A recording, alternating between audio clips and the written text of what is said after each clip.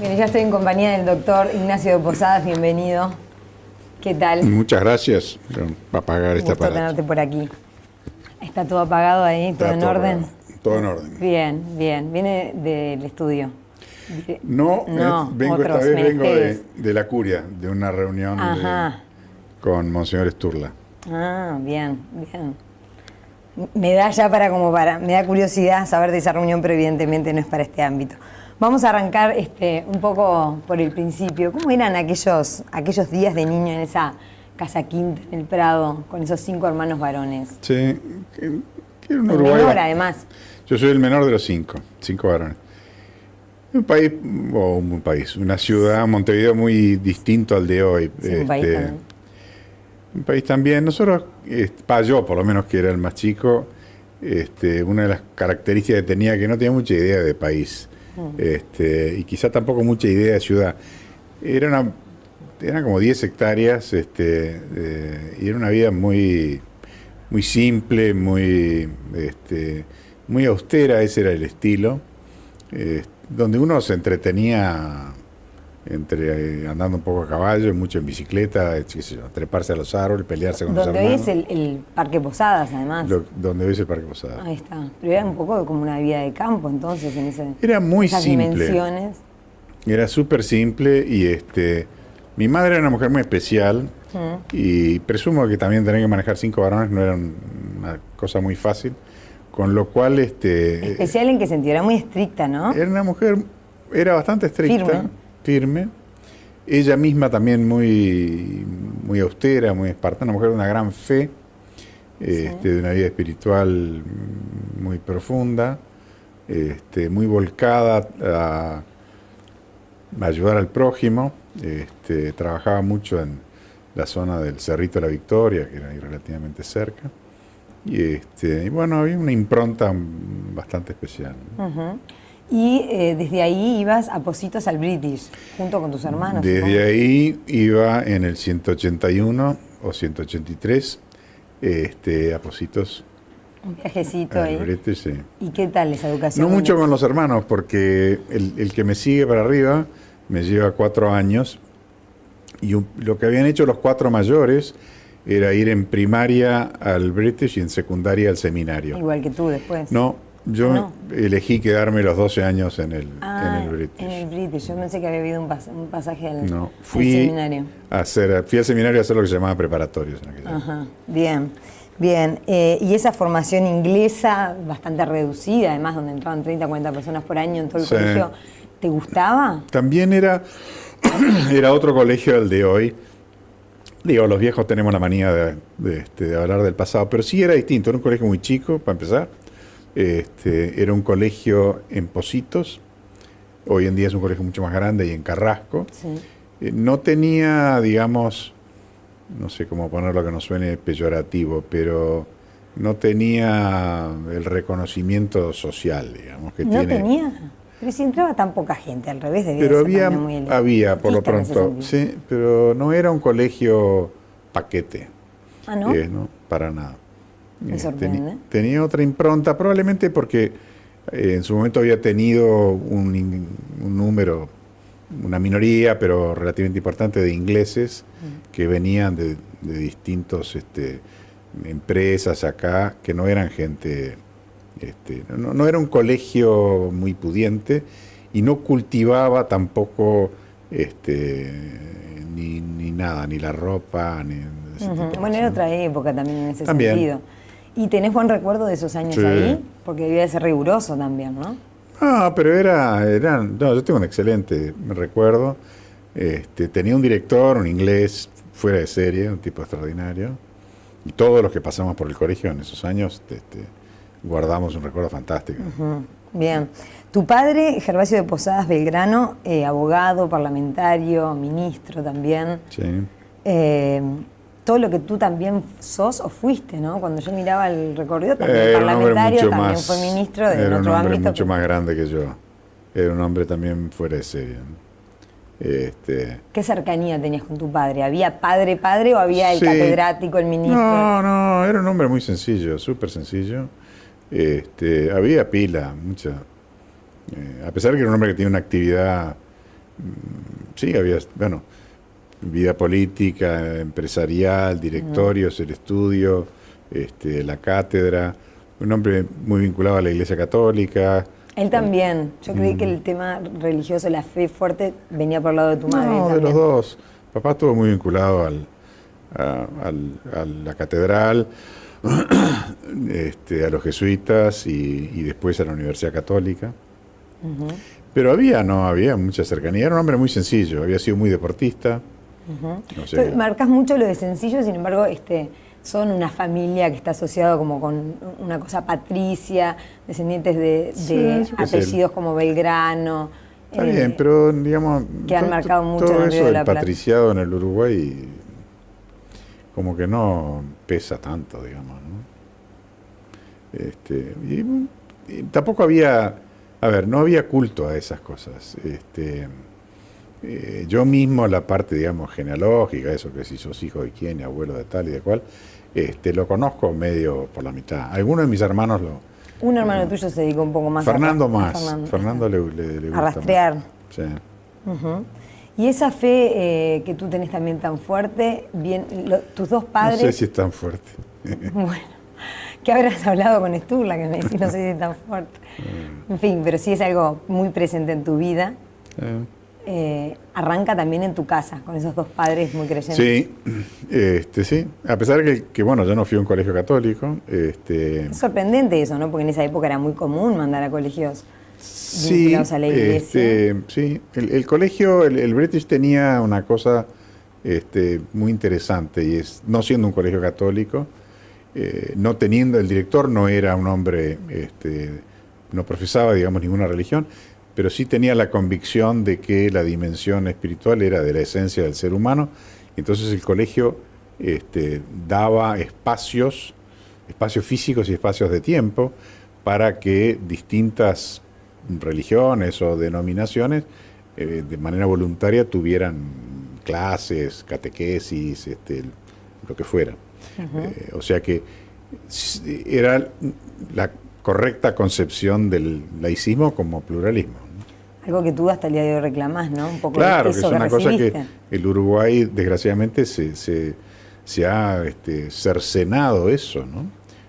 Ha tomado una beta del laicismo onda Francia del siglo XIX, ¿no? De Italia del siglo XIX. Sí, y no hay signos de que eso vaya a cambiar de momento, ¿no?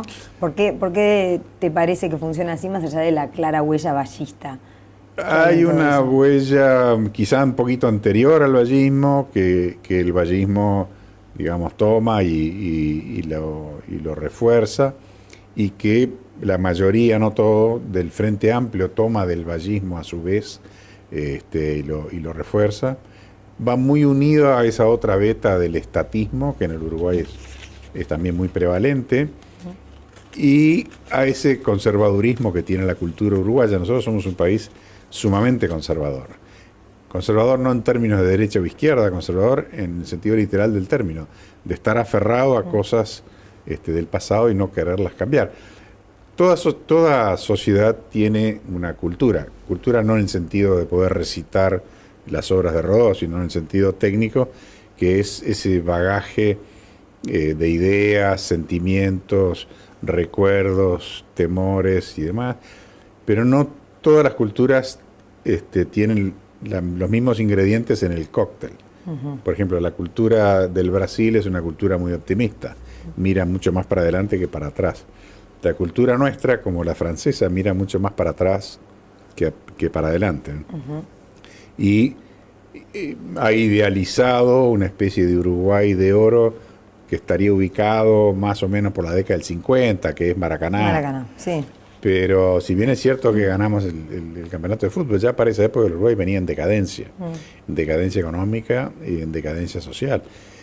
Pero en el imaginario el ideal es volver a los 50.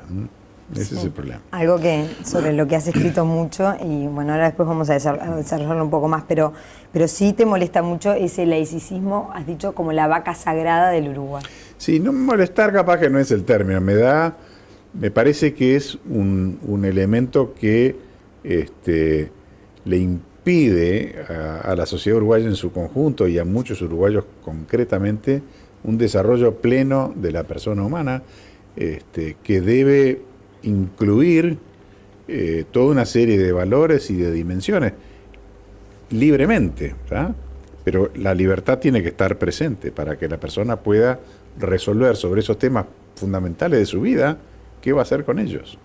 Y no que el Estado resuelva por la negativa. Lo que pasa es que mucha gente ya desde ese lugar, desde esta escuela laica, ni se lo cuestiona. Bueno, pero eso está muy mal. Eso está muy mal. ¿Qué es lo que no es un tema además de necesariamente de ser católico o no ser católico, es un tema de la dimensión plena del ser humano, que la resolverá para ser católico, para ser musulmán, para no ser nada, ¿verdad? Pero la tiene que resolver cada uno de nosotros. De lo contrario es cortarle esa libertad, que además tiene consecuencias. ¿Qué es lo que está pasando? Una de las cosas que está pasando en la educación, ¿no? La educación, que es uno de los temas que hablamos. Desde hace unos años, lo habrán notado, se habla de la educación en valores. Ahora está aceptado eso. Hay que educar en valores. El problema es que si no hay un sustrato básico de creencias, ¿cuáles son los valores? Digo, no se venden en el supermercado. Los valores... Bueno, pero si hay valores comunes a una sociedad que suman positivamente y sobre los que pueden haber consenso. Pero lo hay. ¿Y por qué lo hay? ¿Tú crees que no hay? ¿Y por qué son que comunes? ¿Que no está esa red mínima de los valores que nos hacen bien a todos como sociedad? ¿Y por qué son comunes? ¿Qué es lo que los hace comunes? ¿Por qué se aceptan? Es decir... Por el beneficio mutuo.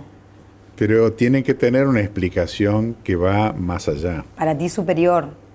Porque el valor es como una percha, cuelga de un perchero. Si no hay un perchero, no se puede colgar de ningún lado. Y es lo que está sucediendo. Hay una serie de cosas que al final se rasca un poco y entran todas en el reino de la duda. Está cada vez más relativizado y cada vez más, bueno, yo pienso.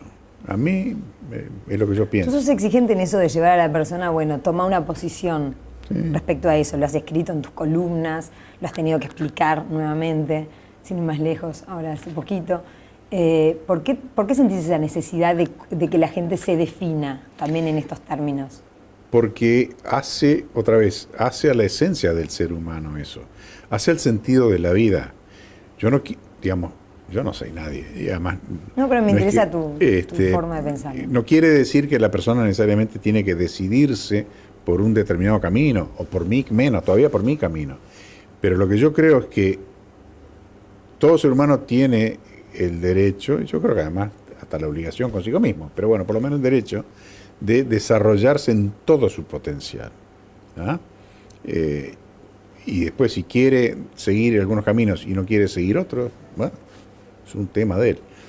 Yo, otra vez, yo no soy la medida de nada, pero bueno, yo hago lo que me siento o creo que tengo que hacer. Yo tengo 4 hijos. ¿Ah?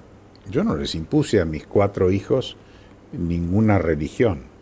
¿Ah? No. De hecho, cada uno tiene su vida espiritual, algunos más, otros menos, quizá alguno ninguna. ¿Ah? Pero lo que todos ellos pueden decir es que el lugar donde están es el lugar que ellos eligieron. O sea, sí, por lo menos los ayudaste a que se pregunten eso. A que elijan. ¿Y sentís que la gente en general, el ciudadano de a pie, no lo está haciendo? Lo que creo es que el sistema, creo que hay una beta en la cultura más o menos oficial del Uruguay que va en contra de eso y que lo traduce sobre todo en el campo de la educación pública, que es donde obviamente es más gravitante, ¿no? Pero no solo ahí. La idea de que el laicismo quiere decir extraer, impedir todo lo que tenga una dimensión espiritual del ámbito de lo público. El ámbito de lo público en el Uruguay, visto el desarrollo que tiene el Estado, es gigantesco. ¿Ah? Entonces eso hace que como parte de nuestra cultura haya ahí un vacío muy grande, muy grande. También se confunden o se entretejen cosas y, por ejemplo, te pregunto, ¿por qué crees que la Iglesia tiene tanto rechazo en Uruguay? También bueno, yo de creo ese que mismo nivel, ¿no? yo creo que Popular. es, sí, rechazo o indiferencia, o las dos cosas Las capaz, dos o cosas. una mezcla de las dos cosas. Me parece que es fruto de lo mismo, es decir, que hay una concepción que además se retroalimenta porque nuestra cultura es muy conservadora, entonces se van repitiendo cosas del pasado, una concepción como que el Uruguay tiene una iglesia, qué sé yo, vaticana, vinculada al Vaticano, dentro de una especie de red internacional que conspira o quiere en semisecreto imponer determinadas cosas, una cosa que no tiene nada que ver.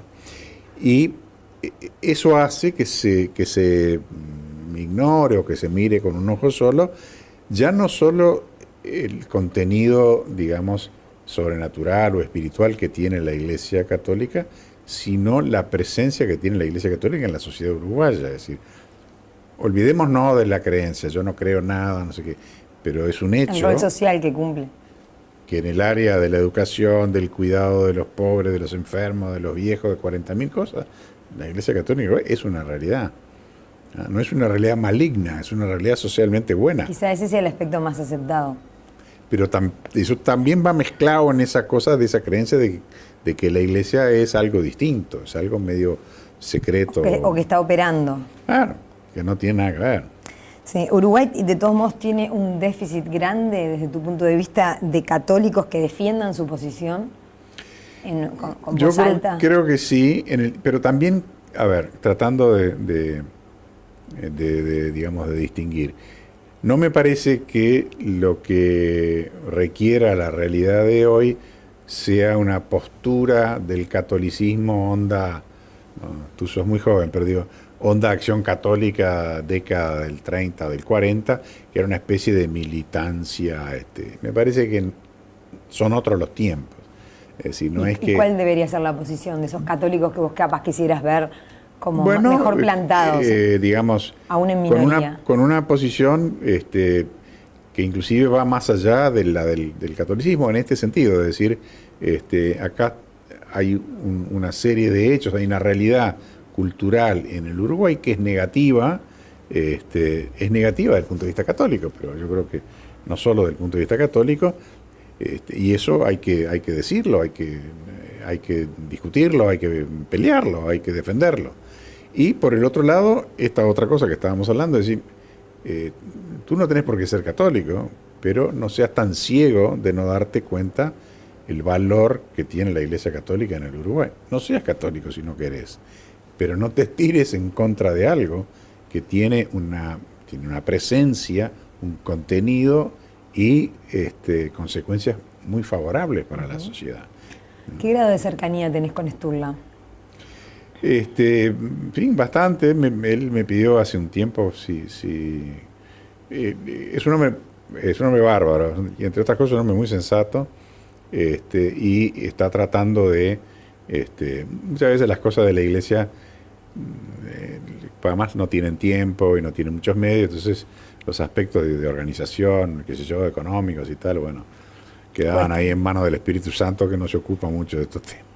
Entonces, bueno, para darle una mano en alguna de esas cosas, yo creo que es un hombre excepcional, ¿no? Digo, no solo por su profundidad espiritual, lo veo un hombre muy encarnado en lo que es la realidad del Uruguay, un hombre con mucha llegada a los jóvenes, creo que es un golazo lo de Sturla.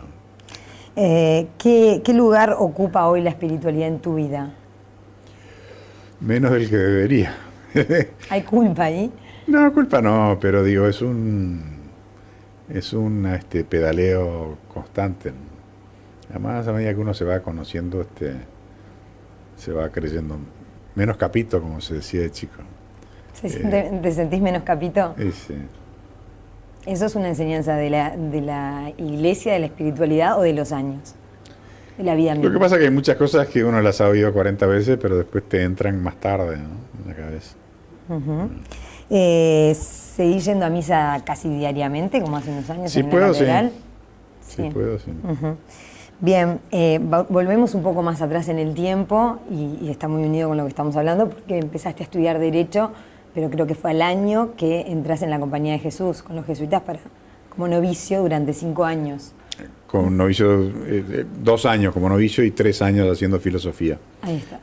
En Norteamérica. Sí, ¿Qué edad así tenías ahí? Yo tendría 20 20 y pocos. 22, 3 cuando entré. ¿Y cómo fue tomar esa decisión y comunicársela a tu madre y a tu padre?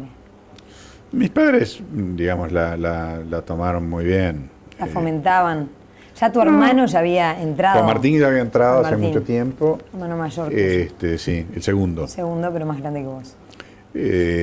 No, fomentar no. No la fomentaban. No, pero lo vieron muy bien, digamos, era una cosa que... Lo apoyaban, lo lo valoraban, felicitaban, sí, por digamos. Ujú. Por O sea que supuesto. entrar no fue una decisión quizá tan difícil, ¿o sí? Es difícil, ¿no? Digo, no es difícil porque haya que, en mi caso, que digamos, sortear resistencia familiar, pues no. Pero es una decisión, bueno, muy de fondo, ¿no? Es difícil, ahí me llevó mucho tiempo, pero es todavía más difícil salir, si se quiere, ¿no? Pues también uno, digamos, debe haber gente que en la vida tiene certezas así, de decir, bueno, yo voy a ser músico y no tiene dudas de nada, pero yo creo que la gran mayoría de los seres humanos tenemos dudas. ¿Cuánto tiempo de esos 5 años estuviste procesando esa duda? No me acuerdo mucho, no, pero no fueron durante los 5 años, ¿no? Habrá sido, no sé, quizá el último año, no me acuerdo exactamente. ¿No? ¿Qué te dijo esa formación? Los jesuitas son serios a la hora de formar, son sólidos. Y muchas cosas, sí. ¿Qué te dejó en el resto de tu vida? Muchas cosas de rigor en el pensamiento. Rigor en el pensamiento. O sea, además a mí la filosofía me gusta, o sea que la formación filosófica Eso lo hiciste en Estados Unidos. hice en Canadá y en Estados Unidos. ¿Solo allá? ¿O tu hermano lo veía? Porque él también No, estuvo. a mí, no. No. Juan Martín, cuando yo fui a Canadá, Juan Martín estaba haciendo el último año en Chicago. Y después Juan Martín se volvió. Se cruzaron. Yo lo vi creo que unas 2 veces en Chicago, ya estaba allá. ¿Y tenés un buen recuerdo de ese tiempo? Ah, sí. Creo que sí, creo que por un lado la formación es muy buena. Hice muy buenos amigos, de los cuales, bueno, pues con el tiempo eran americanos, canadienses, algunos europeos. La gran mayoría no los volví a ver, pero con algunos todavía me escribo y algunos lo veo ahora que en febrero que fui a Roma a acompañar a Monseñor Sturla en la investidura, digamos, como cardenal. Hay un jesuita que fue compañero mío, que lo sigo viendo, que está en Roma. No, fue una muy buena experiencia. Comunicar la noticia para entrar no costó y comunicar que salías. Eso sí, Tanto porque ahí adentro como en tu porque caso. de alguna manera, no sé si fracaso es la palabra, ¿no? Pero bueno, quiere decir que uno arrancó por un camino que no le resultó de alguna manera, ¿no? Eso es más difícil. Y después, que yo volver a Montevideo con 20, no sé qué tendría yo, 26 años. Un poco desenganchado de todo. Desenganchado y pico. No es fácil. Estuviste bueno. ahí como un colgando. Sí, un poco. con todo hice pie bastante rápido, gracias a Dios. Y ahí retomás la carrera de abogado. Y retomé la carrera de abogado y me ¿Te recibí. gustaba o era un mandato familiar? Porque tenía un padre Una abogado. buena pregunta. Yo vocación así, otra vez, ¿no? Que yo hubiera dicho, bueno, no puedo hacer otra cosa que abogado, no. Pesaba mucho el hecho de que tampoco podía a los 26 años empezar a tirar la monedita. Y esto era una cosa bastante obvia, si se quiere, bueno. Y arranqué por ese lado. Hay partes del derecho que me gustan y partes que no, pero yo creo que le pasa a todo el mundo eso. Bien. ¿Y hubo alguna faceta tuya de rebelde? Porque uno mira y estudiaste, te casaste, todos hiciste el hemos estudio tenido. ¿Cuál Todos. es la cara, o cuál era en aquellos años? Pregunto porque a veces en la juventud es más explícita la rebeldía. Yo creo que todos hemos tenido años, épocas de rebeldía contra los padres, qué sé yo, contra el colegio, querer irse de casa. Todo, yo creo que todos pasamos por eso. Eso. No me contás mucho, pero bueno. No, pero yo llegaste con 20 y poquito. Me quise ir de casa 2 veces. Mis padres, que eran muy hábiles, muy inteligentes. Pero que dabas el portazo y me voy. Sí. Enojado. Yo creo que en el fondo esperando que te dijeran, no, bueno, vení.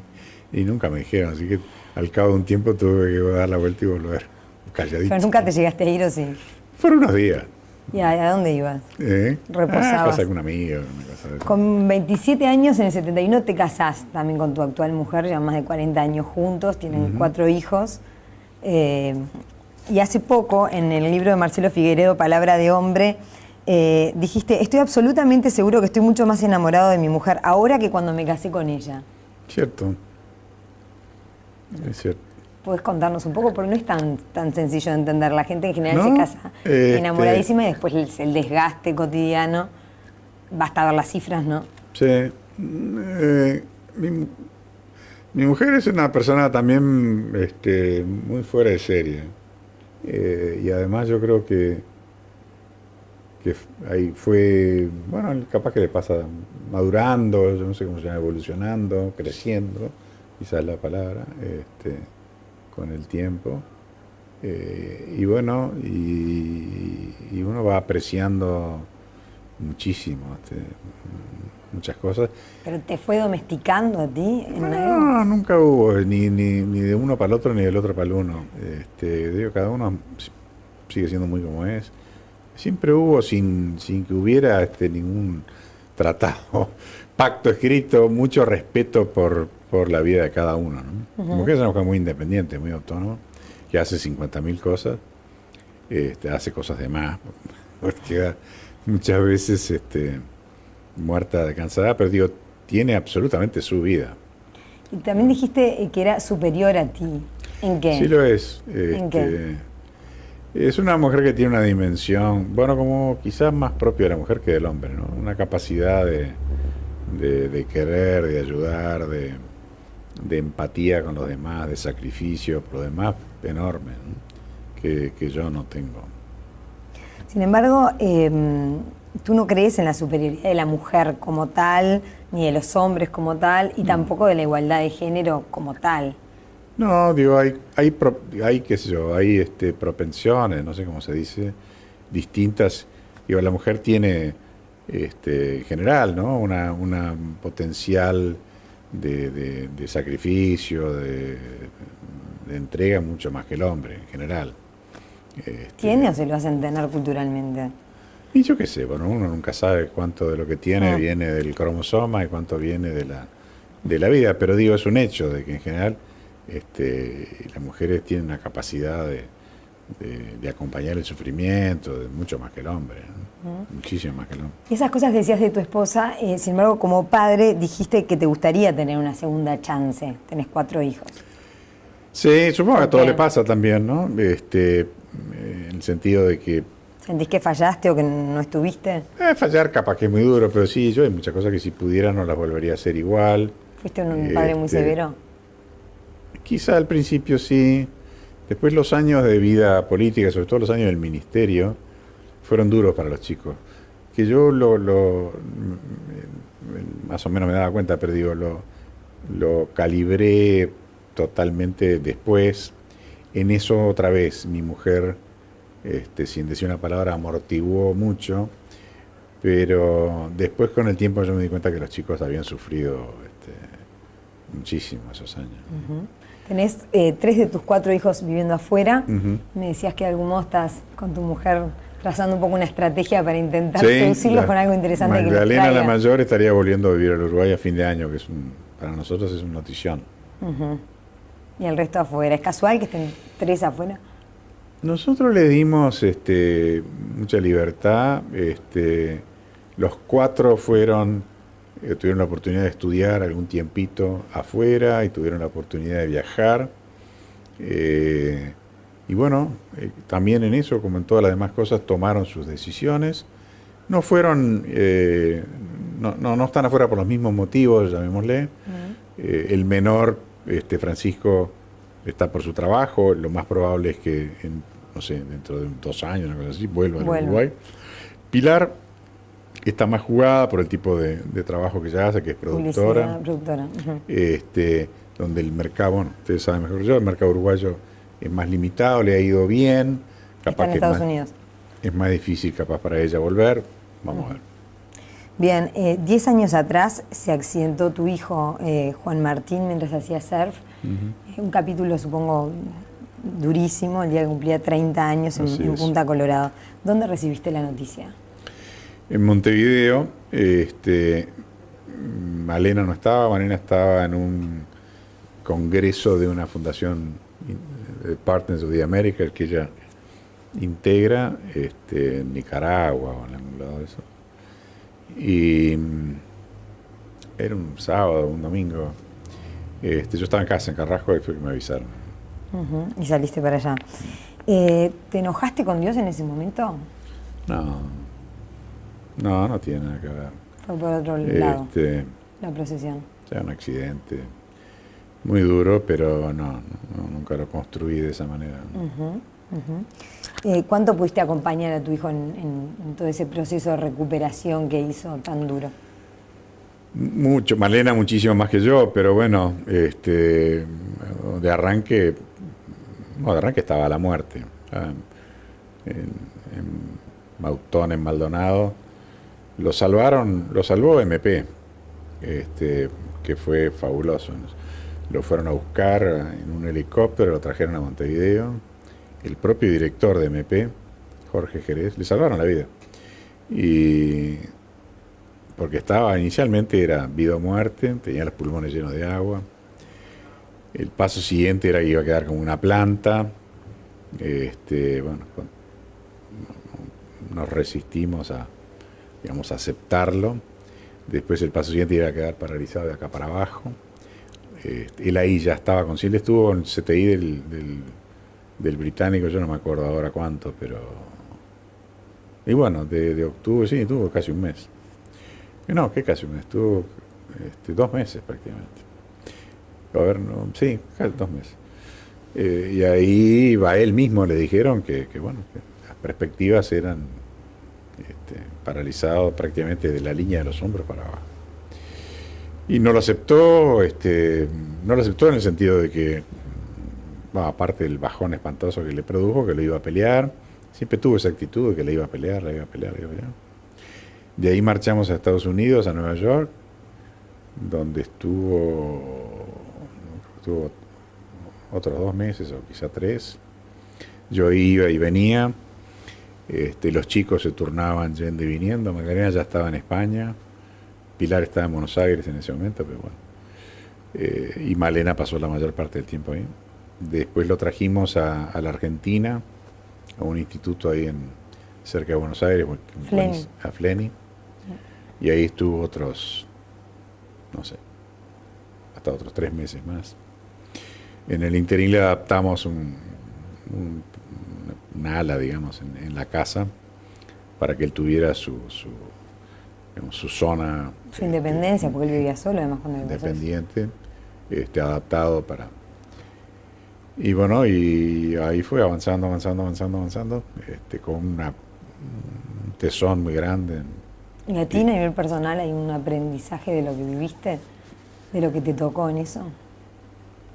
Yo qué sé. ¿O hay resignación? No, ahí hubo, sobre todo de parte de Juan Martín, ¿no? Hubo resignación, hubo mucho, al revés, hubo mucho de pelearle. En él sí, pero en ti. También, es muy duro, ¿no? Es muy duro, hoy es muy duro. Pero bueno, también... ¿Sentís que se supera en algún momento o que ese momento a ti no te ha llegado? Digamos, a ver, no es que se supera, no es que tampoco uno pueda o deba estar así con cara de víctima, sobre todo porque, digamos, no ayuda a nadie, a la persona menos, ¿no? Digamos, nosotros siempre eso, digamos, la actitud es de vamos arriba. Además el mérito de Juan Martín es enorme, es brutal lo que se ha superado. Pero es inevitable verlo, que es muy duro, ¿no? Tiene una cruz encima muy pesada, ¿no? Y eso es imposible no sentirlo. Sí, algo que sale de todos los esquemas. Tú sos, Ignacio, una persona que genera ideas, que tiene opiniones de peso y que además te encargás de difundirlas. ¿Por qué crees que tus discursos nunca encantaron a multitudes, o tus ideas, mejor dicho?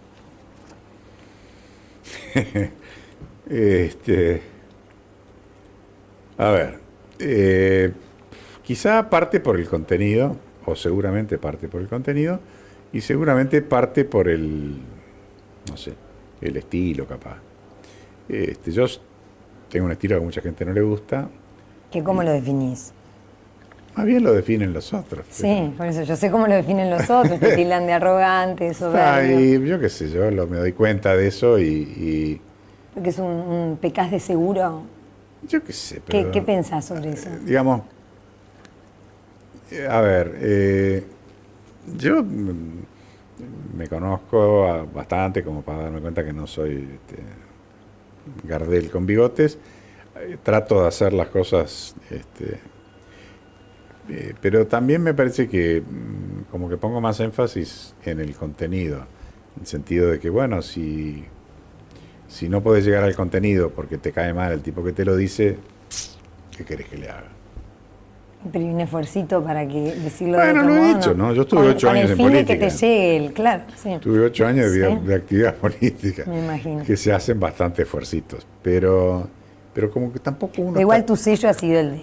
Bueno, pero es así, yo qué sé. También, no sé, es honesto, es así. Es honesto. Lo defendés desde ahí, digamos. Sí. Y hay alguien que te haga entrar en caja, pero mirá lo que dijiste, mirá cómo lo que dijiste, Magdalena, tu mujer, o alguien, o no, o vos procesás. No, me han pegado retos. Otra vez. Me han pegado unos cuantos retos. ¿Quién te reta? Todo el mundo, mujer, hermano, los hijos. Y a veces, muchas veces con razón, y hay veces yo trato de recoger las velas un poco. Pero tampoco voy a hacer lo que no soy, yo qué sé. Está bien. No te molesta tanto, sos eso. No, yo reconozco. Hay muchas veces que me dicen, che, estuviste mal. Y luego a veces digo que no, que me parece que no estuve mal, pero muchas veces digo que sí, tenés razón. Y trato de no reincidir. Pero a los 70 años como que ya tenés muy marcado el trillo.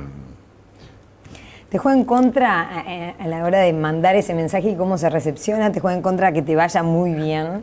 Que tenés uno de los estudios más importantes del país con clientes que las mejores empresas están ahí, que seas de Carrasco, que tengas apellidos importantes, reconocidos, ¿todo eso te juega en contra? Hay gente que no, sí. Digo, el Uruguay tiene una cuota de medio como de envidia y eso es también parte de esa cultura, ¿no? Digamos, el éxito no está dentro del panteón aceptado en el Uruguay, más bien es al revés. Una de las características del uruguayo es siempre estar medio pobreándose. La escala de Richter del uruguayo, lo más arriba es más o menos. El tipo que tú le preguntas, che, ¿cómo te va? Más o menos. Ese está volando. Va de ahí para abajo, ¿no? Pero también, yo no voy a estar ni escondiéndome, ni yo no soy un fenómeno, y soy lo que soy. Y hago lo posible siendo lo que soy. Tampoco me voy a empezar a enloquecer a querer, no, mirá qué pobre yo. El producto es hacerte así. En disculpas no es lo tuyo, digamos. El producto está a la vista, es así. Bien, perfecto. Esa manera de expresar las ideas tan contundentes que tenés con tan pocos algodones, ¿es algo familiar? ¿Tu madre, tu padre viene de algún lado? Sí. Está formateado por ahí. Eso es cierto, sí, hay bastante de familia ahí. Sí. Pero bueno, yo qué sé, nosotros fuimos muy formados en eso, ¿no? En que, bueno, hay que ser sincero, hay que ser intelectualmente honesto. Y después había mucho que antes era, no digo que fuera mejor, pero era lo que se utilizaba. Que cuando uno hace las cosas bien, eso es lo que se esperaba. Cuando las haces mal, ahí te marcan.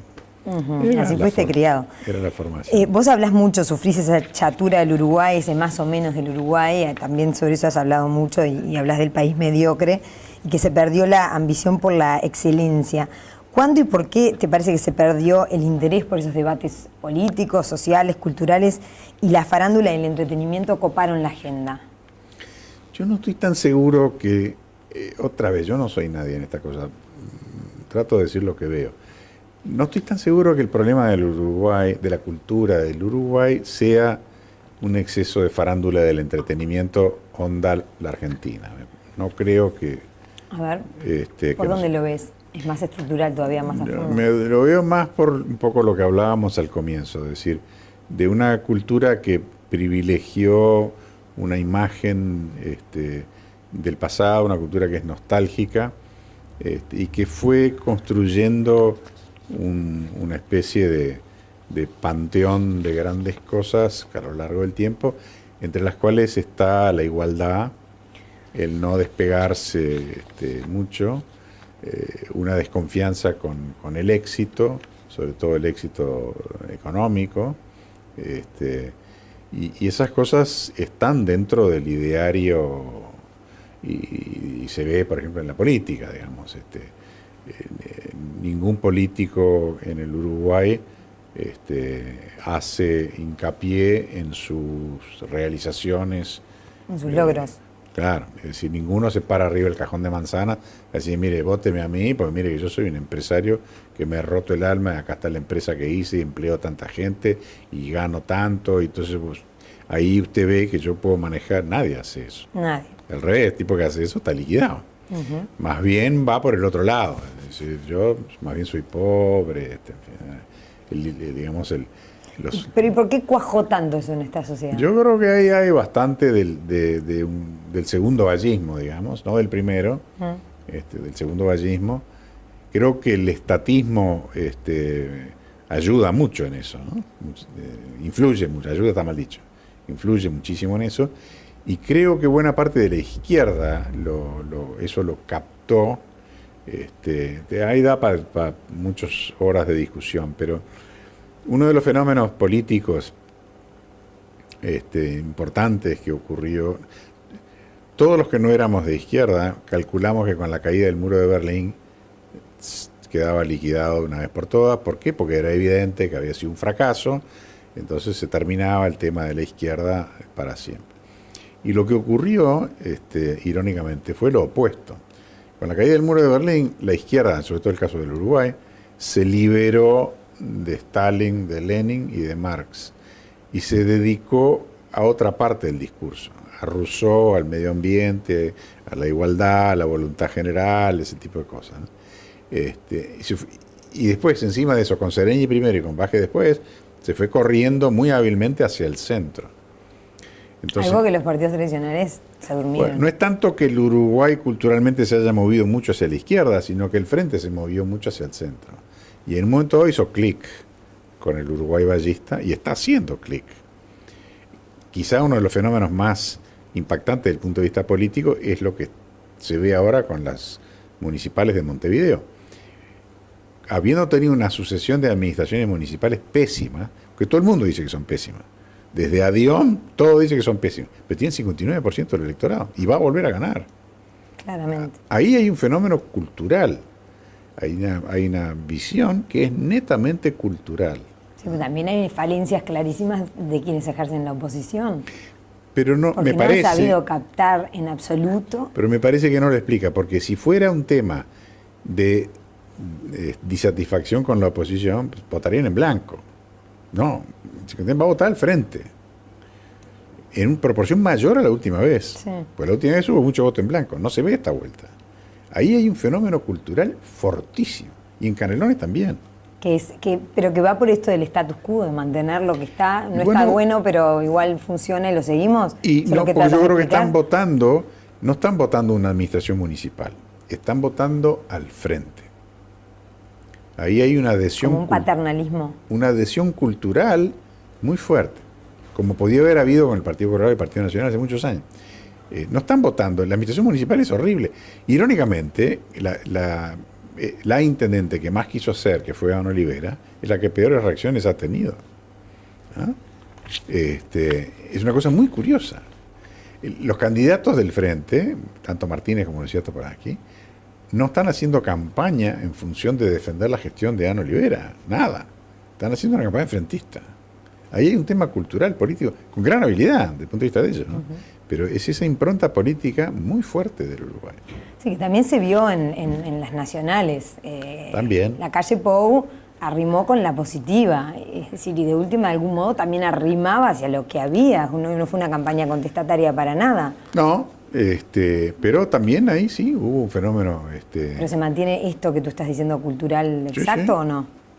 Hoy por hoy se mantiene. Que ese es el gran desafío que tienen. Bueno, el Partido Colorado tiene un desafío enorme, tiene un desafío existencial muy grande, ¿no? Porque me parece que es bastante obvio, evidente, de que por la vía de querer rescatar o revivir el vallismo está frito, porque eso ya tiene dueño, tiene que buscar otra reformulación de sí mismo, ¿no? El Partido Nacional no tiene tanto ese problema, pero está en un momento donde me parece a mí no está tan clara cuáles son sus bases, sus raíces, ¿no? ¿Qué lugar tenés ahí para aportar? Porque en la campaña, en cuanto te asomaste un poquito, enseguida los corrieron a ti a la calle. No es eso lo que quieren, parecería, ¿no? ¿Y cómo te cayó a vos? Bueno, te dan su derecho, ¿no? Sobre todo que están haciendo el desgaste. Además hay que cuidarse mucho de que es una cosa muy de los viejos, de decir estos chicos. O sea, se van a hacer. Pero parecería que un poco lo sentís. No. Que no compartiste lo que No comparto, claro que no. Y me parece que tengo la obligación de decirlo y hasta el derecho, yo qué sé. Pero no me voy a meter yo a pontificarle. Lo digo cuando tengo oportunidades, lo digo. Después toma su decisión. No lo callo, pero comprendo que el que está en la trinchera es el que toma la decisión. Uh-huh. ¿Te molesta ese lugar de un poco el cuco neoliberal que la izquierda también ha formado sobre ti? Lo ha hecho, o la sociedad, no sé. Lo ha hecho con gran habilidad, no solo sobre mí. ¿O sos eso? Porque también has dado muestras que sustentan eso. A discutir qué es un neoliberal, pero ¿Cómo lo sentís tú? Digo, a mí en lo personal no me agravia, yo qué sé, no es el tema. Me parece que, primero, reconozco la enorme habilidad de la izquierda en fijar ciertas nociones en base a repetirlas o lo que sea, que eso le da una fuerza enorme. Para empezar, lo del progresismo ha sido de gran habilidad, y también lo del neoliberalismo. De la misma forma en que en el imaginario colectivo está eso de que el Uruguay fue de oro en el 50, Maracaná, como el Uruguay no hay, etcétera y demás, han implantado en el imaginario de que a cierta altura de los 90 el Uruguay vivió una especie de desierto neoliberal espantoso gobernado por el mercado, donde, como lo dijo Tabaré Vázquez en su momento, los chicos comían pasto. Es una cosa demencial, pero está creído. Que en el periodo de la calle se desmontó el Uruguay tradicional y todo pasó a estar en manos de privados. Todo además era financiero. Es una locura, nunca ocurrió. Ni nosotros queríamos ir tan lejos, ni hubiéramos podido si lo hubiéramos querido, por las trabas de ese Uruguay conservador. Pero sin embargo han sido muy hábiles en eso. Muy, muy hábiles. Hay muchísima gente que está convencida de que por ahí, por los 90, estábamos al borde del precipicio neoliberal. Eso simplemente no es real. ¿Eso me fastidia? No mucho, pero... Sí, un poco parece que sí. Pero lo que creo que es muy malo, porque la sumatoria de todas esas cosas está poniéndole una losa encima al Uruguay. Esa combinación de que hay que volver a los 50 y de que cuidado que se vienen los neoliberales, torna muy difícil, si no imposible, el cambio en el Uruguay. Ahora vamos a ejemplos. ¿Tú vas a ver? Sí, a ver. Estamos teniendo una tormenta proveniente del PIT-CNT por los supuestos acuerdos secretos de los gobiernos estos en materia de servicios, de liberalización de servicios. Que eso es lo que va a llevar, si progresa, es a la pérdida de la soberanía, a la venida de las multinacionales, bueno, toda la película aquella de los piratas. Bueno. Si hay una cosa obvia, evidente, es que, en primer lugar, la libertad de comercio favorece a todo el mundo y sobre todo a los países chicos, Y en segundo lugar, para el caso del Uruguay, de las pocas actividades donde no tiene techo es en los servicios. Y es donde tiene todas las posibilidades de desarrollarse. Y no puede hacerlo si no es en ámbitos de libertad. Entonces, tirarse contra un tratado que liberalice los servicios es pegarse un tiro en un pie. Sin embargo, levantan esa bandera y enseguida tiene que salir el gobierno a dar explicaciones, que no es secreto, que yo le dije al PIT-CNT. Es obvio que el Uruguay tiene que abrirse, y sobre todo en los servicios, ¿no?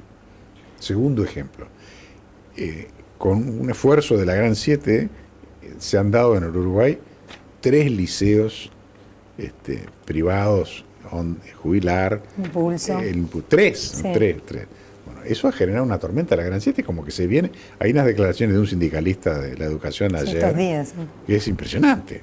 Es de una mentalidad alarmante. Es decir, que se viene la invasión de los malos encarnados por los privados, asusados por Tabaré Vaz.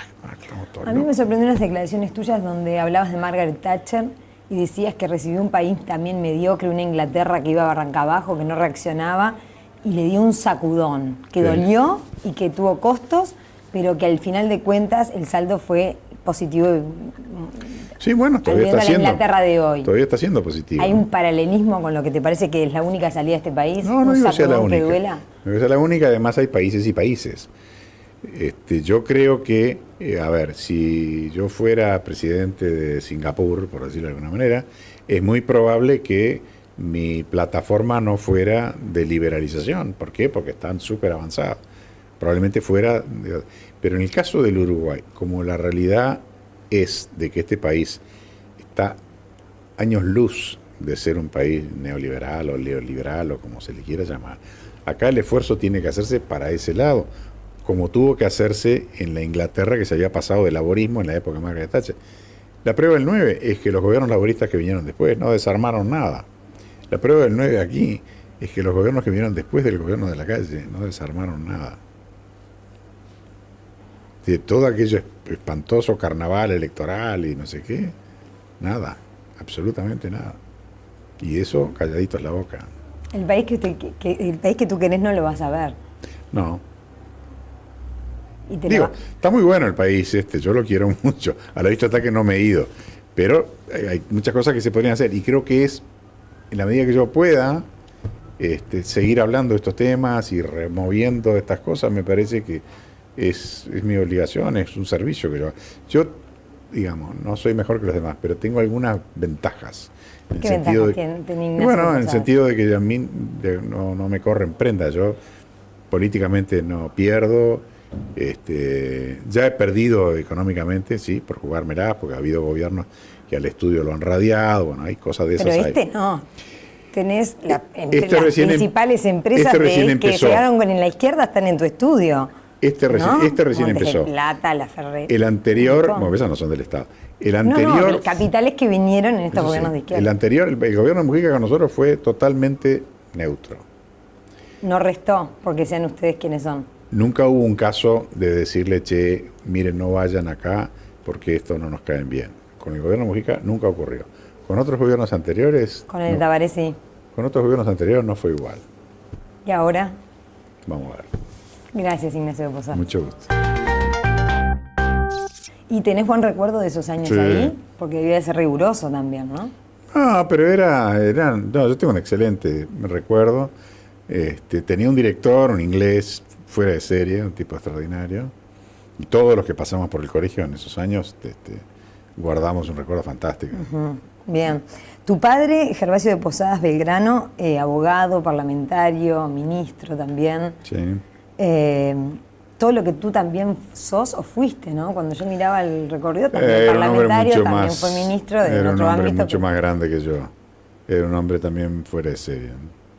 ¿Qué cercanía tenías con tu padre? ¿Había padre o había el catedrático, el ministro? No, era un hombre muy sencillo, súper sencillo. Había pila, mucha. A pesar de que era un hombre que tenía una actividad, sí, había, bueno, vida política, empresarial, directorios, el estudio, la cátedra.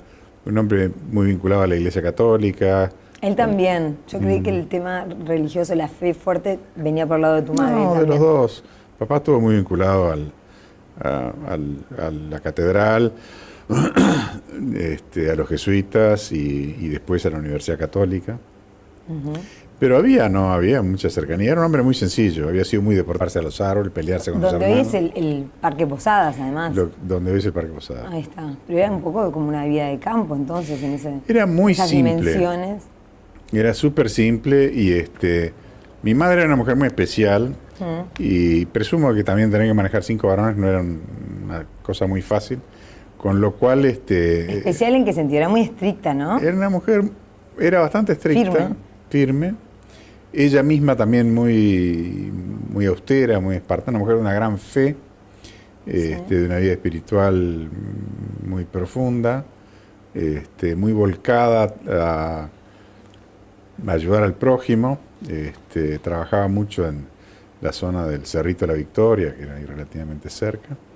Y bueno, había una impronta bastante especial. Y desde ahí ibas a Pocitos al British, junto con tus hermanos. Desde ahí iba en el 181 o 183 a Pocitos. Un viajecito ahí. British, sí. ¿Y qué tal esa educación? No mucho con los hermanos, porque el que me sigue para arriba me lleva 4 años. Y lo que habían hecho los 4 mayores era ir en primaria al British y en secundaria al seminario. Igual que tú después. No, yo elegí quedarme los 12 años en el... Bien, ya estoy en compañía del doctor Ignacio de Posadas, bienvenido. ¿Qué tal? Muchas gracias por apagar esta Gusto aparato. tenerte por aquí. ¿Está todo apagado ahí? ¿Todo en orden? Apagado. Todo en orden. Bien, bien. ¿Viene del estudio? No, vengo esta otros vez vengo menesteres. de la curia, de una reunión con Monseñor Sturla. Ah, bien, bien.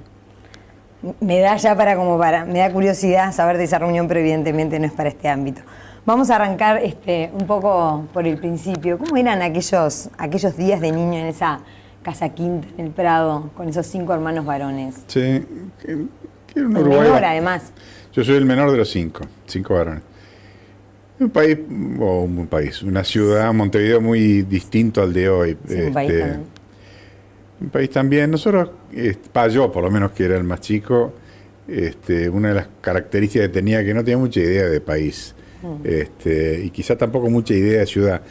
Eran como 10 hectáreas, y era una vida muy, muy simple, muy austera. Ese era el estilo. Donde uno se entretenía andando un poco a caballo, mucho en bicicleta, qué sé yo, trepa en el British. En el British, yo pensé que había habido un pasaje al fui seminario. Fui al seminario a hacer lo que se llamaba preparatorios en aquella época. Ajá, bien, bien. Y esa formación inglesa, bastante reducida, además, donde entraban 30, 40 personas por año en todo el colegio, ¿te gustaba? También era otro colegio el de hoy. Digo, los viejos tenemos la manía de hablar del pasado, pero sí era distinto. Era un colegio muy chico, para empezar.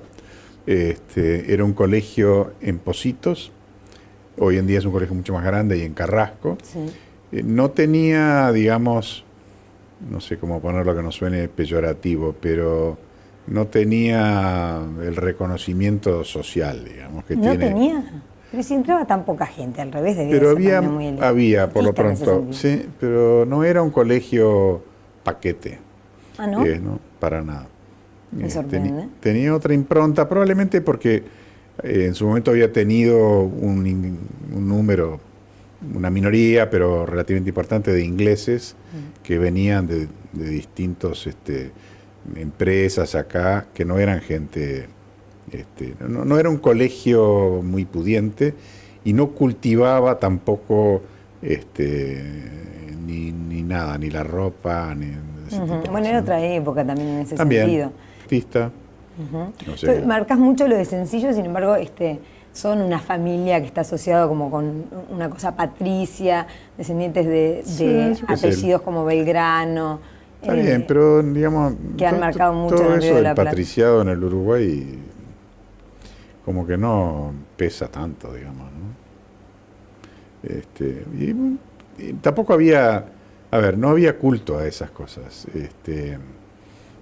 Yo mismo la parte, digamos, genealógica, eso que si sos hijo de quién, y abuelo de tal y de cual, lo conozco medio por la mitad. Algunos de mis hermanos lo... Un hermano tuyo se dedicó un poco más Fernando a más. Fernando le gusta a rastrear. más. Sí. Ujú. Y esa fe que tú tenés también tan fuerte, bien, tus dos padres... No sé si es tan fuerte. Bueno, ¿qué habrás hablado con Sturla que me decís no sé si es tan fuerte? En fin, pero sí es algo muy presente en tu vida. Arranca también en tu casa, con esos dos padres muy creyentes. Sí, sí. A pesar de que, bueno, yo no fui a un colegio católico. Es sorprendente eso, ¿no? Porque en esa época era muy común mandar a colegios sí, vinculados a la iglesia. Sí, el colegio, el British tenía una cosa muy interesante, y es, no siendo un colegio católico, no teniendo, el director no era un hombre